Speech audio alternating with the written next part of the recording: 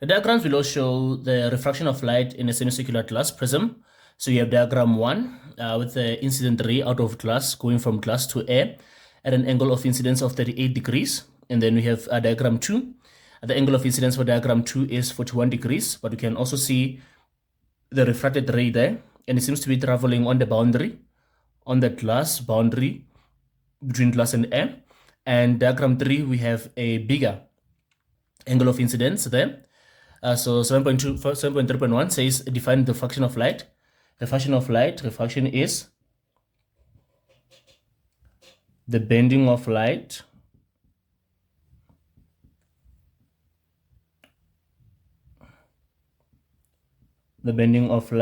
as it passes from one medium to another.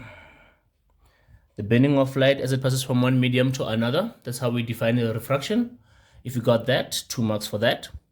7.3.2 says, what name is given to the angle of incidence labeled B in diagram 2?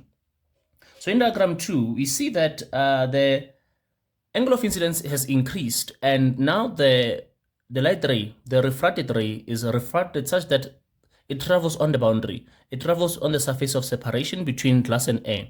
And the angle of refraction there is 90 degrees here. So in that case, the angle of incidence is called the critical angle. Critical angle, by definition, the critical angle is the angle of incidence when the angle of refraction is 90 degrees. And in diagram 2, the angle of refraction is 90 degrees. Therefore, the angle of incidence is called the critical angle. 1 mark if you got that. 7.3.3 says, which medium, glass or air, is optically denser? Glass. Glass. No reason is required from the question, but if a reason was required, you can see that the incident ray, as it goes from glass and goes into air, it bends away from the normal. So if the light ray it bends away from the normal, it tells you that it is coming from a more dense medium. It means the medium where it's coming from is denser from the medium where it's going to.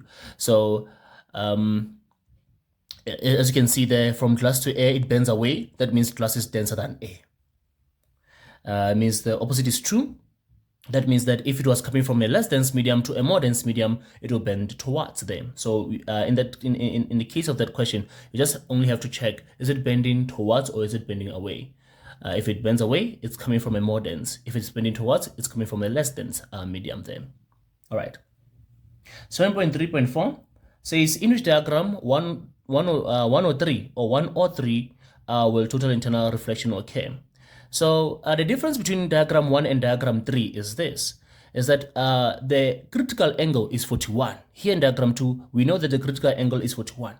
Okay, so if the critical angle is 41 degrees, and the angle of incidence for diagram A is 38, and for diagram 3 is 43. So we see that the angle of incidence in diagram 3 is more than the critical angle, is 43, is greater than 41 degrees there.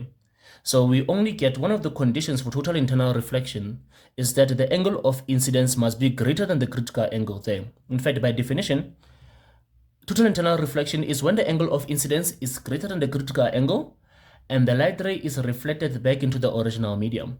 So for total internal reflection to occur, the angle of incidence must be greater than the critical angle. So you ask yourself, between diagram 1 and diagram 3, in which diagram do we have the angle of incidence that is greater than the critical angle? That would be diagram 3 then. So diagram 3 is the correct answer here. And what is the reason for that? Diagram 3 is a diagram whereby the angle of incidence there, the angle of incidence, in this case, the angle of incidence in diagram 3 is greater than the critical angle. For total internal reflection to occur, the angle of incidence must be greater than the critical angle, and in diagram 3, that is what we see there. And this will be an activity out of 6. All right.